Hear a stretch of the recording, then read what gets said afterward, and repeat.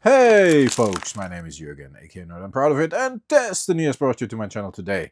So we can talk about the Mox Sapphire. Yes, I want to talk about the Mox Sapphire today, specifically. Not about all Power 9, not about all Moxes, but about the Sapphire. I first want to thank you all for being here. I want to thank you for commenting on the videos, leaving a like, and just the interaction by itself really helps along the video and the channel. And you see that in the recent videos, which all climb up a little bit in views back to what I used to have on the channel. That was a difficult sentence for me. Thanks a lot, and thanks a lot to my YouTube channel members and my Patreons. It's really you guys who keep the channel afloat, and if you want to join up with those awesome supporters, if you want to support the channel in that way as well, you can find the link here. But I want to talk about the Mox Sapphire today. We have been talking about all kinds of old cards. Last video was a more recent card, or also an old card. It was the Chrome Mox, not one of the original Moxes. We talked about the Chrome Mox. I can link to that video at the end of this video. Which has spiked in price as well because it hasn't been reprinted for a while. These obviously won't ever be reprinted, which is a good thing, I think. I'm one of those few guys who is for the reserve list. Not because I have these cards, but I think the reserve list is a very essential part of the Magic the Gathering economy. It's a safe part. Everyone who is new to Magic the Gathering, everyone who's a new collector, can safely invest in the reserve list without having the fear of your card being reprinted every year or every other year and dropping in price. It's not about the price, it's about stability. You have reserve list cards that are not as expensive as the Moxes, but you have reserve list cards that are pretty stable, around 10 bucks as well, which are good playable cards, which you can easily buy for 10-20 bucks because nobody ever is going to reprint those. We have been talking about Mishra's Workshop as well. A lot of you said, hey, Jürgen, we've seen this too. The price has spiked up to 4,000. I recently have seen one for sale for 3,890 bucks or something.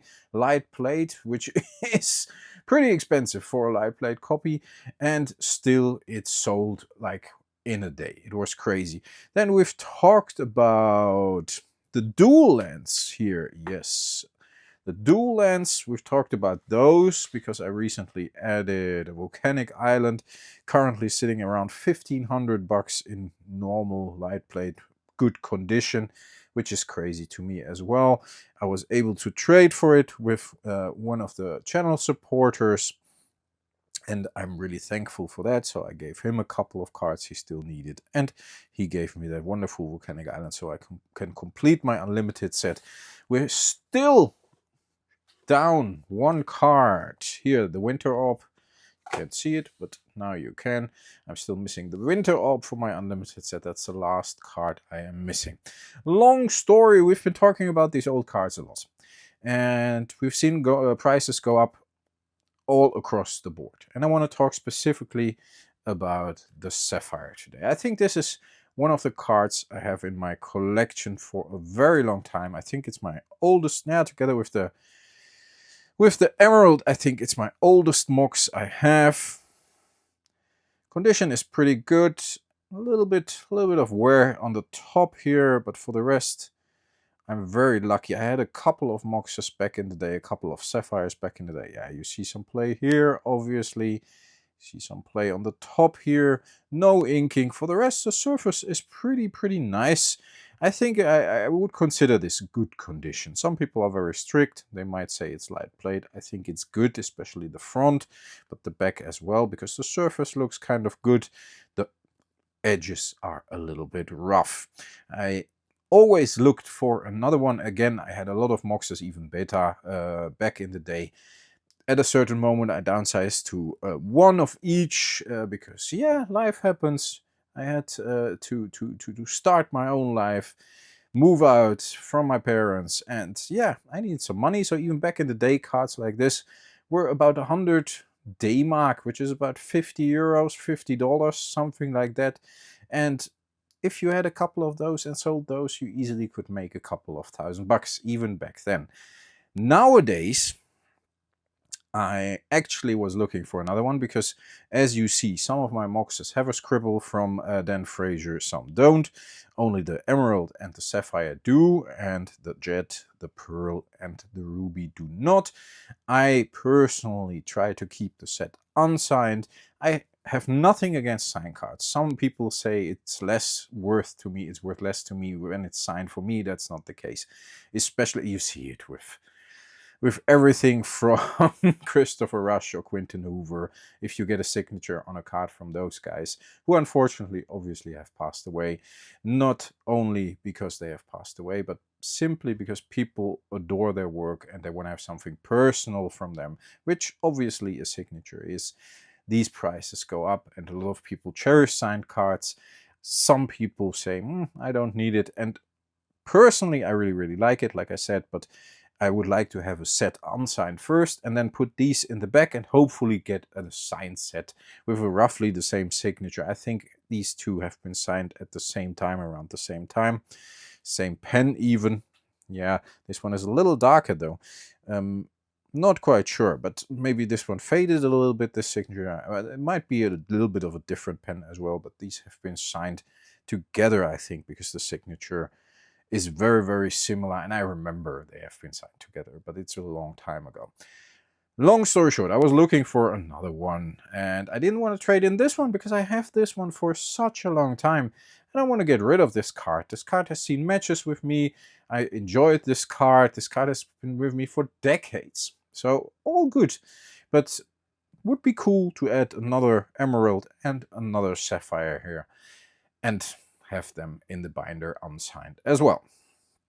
I'm making a long story of it today, but that's okay. I like to ramble, you know that. I hope you enjoy my rambles. Let me know in the comments if you enjoy the good old Nerd and Proud of It rambles, which I sometimes do. I like to tell stories about these cards. That's why I don't talk about all the price developments of all the Moxes or all the Power 9 in one video. Not because I want to stretch this out, but simply because I have stories to tell about all of them. It's very simple. And today we're going to tell a story about the Sapphire. Alright folks, the prices. I had a look recently, I had a look over the last couple of years. I never got to pull the trigger, never found a copy that appealed to me because I don't want a heavy plate one. I'm fine with light plate, good or better, which this, I think, honestly, it's a good card. Like on the front, only on top here, you see a little bit of a dirt speckle, not even very bright, but it's simply because it's probably played or put in the sleeve there or whatever.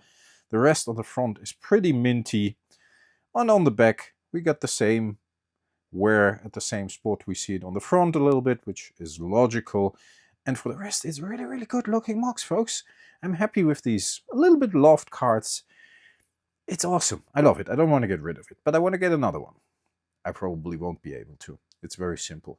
Currently, light plate Moxes, which looked a lot worse than this, but it was classified as light plate, go for around $5,500. It's crazy. And they sell. And everybody says vintage is dead. I don't believe vintage is dead, and I've been saying this for a couple of times now. Can we focus in on this beautiful Sapphire, please? Thank you. Thank you. Look at this Dan Fraser artwork. I think it's fantastic. Folks, $5,500. Probably this one, I guess, which looks a lot better than the one that sold. And there are a couple that sold. Well, of course, you don't have a lot of sales going on at the same time because simply there are not as many of these cards available at any given time because they are so sought after, and a lot of collectors like me have one in their collection for a very long time. But what is this then? $6,500, which is crazy to me. It's been $2,000, $2,500. The Sapphire always has been more sought after, like end of, now let's say beginning of end of 1990s. Like I said, it was about a 100-day mark. At a certain point, 150-day mark, and then it switched to 150 euros. And then over the 2000s, it went up to a couple of hundred, and nowadays, I think 2020, before the big 30th anniversary disaster, it was about $2,500. The others were about 1,500 to 2,000, whatever. This might have fetched $3 because it's in very good condition. and people really like the Sapphire as it's blue mana, and that's always a little bit more sought after than, for example, the Pearl, who normally is the cheapest together with the Emerald. But $5,500 for one that looked a lot worse like this. Then I've seen some other sales for around $4,500, $5,000, and I see these things in beta for around 8 to 10,000. Very bad condition, like plate condition, heavy plate condition, 7, 8,000. And if it's mild play, light play, it's like up to 10,000. And alpha is easily above 10, of course. Even it doesn't matter which condition, 12, 15,000, and up to, of course, tens of thousands of dollars if the condition, or if it's graded or whatever, if the condition is really good. Even the unlimited ones, folks, have been going up like crazy. And we need to take a look at these cards. And I see it that a lot of you really enjoy these videos about these old cards and stories about these old cards, but looking at the prices as well, because nobody else is talking about it. It might be because some people do not talk about what they focus on. I know Rudy does that a lot, for example. Fair enough, he does it very smart. I think he's a really cool guy. You know I love Rudy, I love his videos. Fair enough, a lot of people don't like him. I really think he's a cool guy, and I really like his perspective. I like that he's the first one out there that noticed stuff. But once he's focusing on something, he's not talking about it, which is smart, because I've seen that a lot, that when I started talking about stuff, even with a small channel like mine, people started to focus on it. Antiquities, artist proofs, even Arabian Nights, certain Arabian Nights cards, old unlimited cards, unlimited rares, stuff like the Time Vault. I made a lot of videos about these cards being too cheap, and then suddenly, not because of me only, but in general, but I think I might have a little bit of impact there. Let's say 1% of the impact maybe can be credited to me, which already would be a lot, of course. But I really think cards like this are still undervalued. $5,500, $6,500 for one like this, maybe. I think a card like this can easily go to 10k pretty quickly. There are not a lot to go around. These cards are iconic. People pay 25,000 for, I don't know, an Infinity Stone. Yeah, it's scarce, but it's artificial scarcity. Back in the day, this was what you got. Nobody knew how this would develop. You got like 15,000 of these, but I think unlimited is 16,000 per rare, right? Somebody told me 13,000 or 16,000. Alpha 1100, beta 3,000. Let's say unlimited 16,000. People who know me know I know these things, but every time I talk about them on camera, somehow I mix up my numbers. But roughly around that amount. How many are still in existence? How many do we still? How many are still on the open market? How many are in the Rudy Vault? How many are in other binders of high-end collectors, which I know there are a lot out there. It's crazy to me. And it's not the price. It's not, nobody cares anymore. If you pay more for a Hobbit collector booster box case, than for a Mox like this Mox is too cheap, in my opinion. Because everything that is printed now will be reprinted in any given time frame. It is what it is. Doesn't mean it's not fun to collect. Personally, I would never buy a $25,000 card, which is not original Magic the Gathering, nostalgia, history, museum quality pieces, reserved list. Personally, that's the thing. The only thing I currently am thinking about, because I'm a massive Star Wars, Star Trek fan, is if they really do the signed cards, and if they're reasonably priced, which they probably are not, they probably will shoot through the roof, I might want to get a signed Patrick Stewart card and a signed Cisco card, Avery Brooks. I think that's fantastic. And obviously, everybody wants a signed Captain Kirk card, right? Shatner is the man.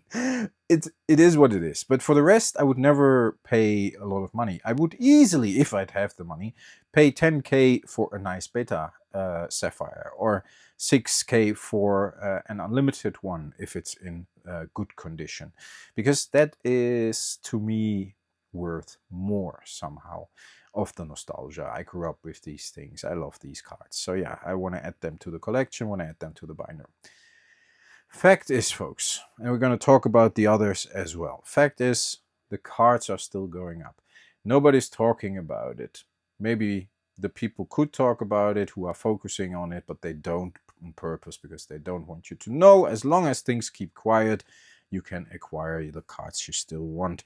I always talk about, even if I still need them myself, I always talk about the cards. I always talk about the real money value. I don't talk around it. I always tell you what I pay for my cards. Always did for years. I've been doing this for more than 5 years now. It's crazy as well. I've seen videos recently, like a lot of YouTube channels pop up. Look at this, look at this. And I'm like, yeah, might be. But hey, some of us are around for years and years and years, which is nice. And still, very, very small channel. Very, very much a niche channel. But that's how we roll here, and I enjoy it. We almost reached 2,600 subscribers, and that's crazy to me by itself. So let's push it a little bit. If you're not subscribed, let's get to those 2.6, and then let's get to 3K until the end of the year. Would be awesome. Look at the Sapphire, look at the other Moxes as well. If you want to get one still, it might already be out of reach for many of us. For me, currently, not a chance I can buy cards like this.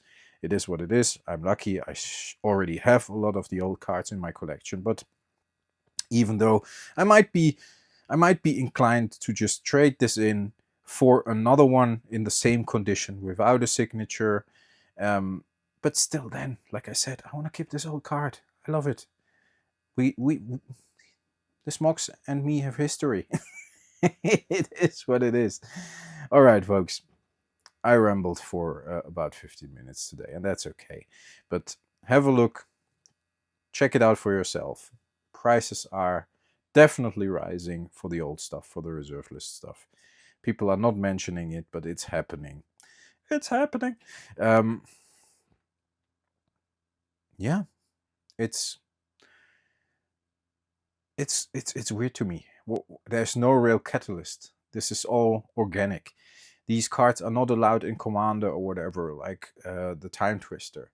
These cards are just going up because of their scarcity. And there was a moment, Rudy predicted this like years ago already, and then MTG 30 happened. But there was a moment when this already happened, and then it was paused. Somebody hit the brakes, Wizards of the Coast, with the MTG 30 Anniversary Edition, and now it's picking back up. Because we see the damage obviously was there, but we already see that they are not going to do this again because it hurt them so much. Consumer confidence of the old collectors is essential, and of the new collectors as well. I know people who have been into Magic for a couple of years who buy dual lands, who buy Moxes, because they know they can trust the reserved list. And normally they fluctuate a little bit, but this currently I don't. If nothing happens, nothing crazy happens, this won't go under 5K. This won't, I mean, maybe like a heavy plate, but even that won't be sold for under 4K. It won't happen. It's, yeah, I can be wrong, obviously. Personally, I think it won't happen. And I'm pretty sure it won't. But we'll see. Time will prove me right or wrong, and up to now it has proven me right.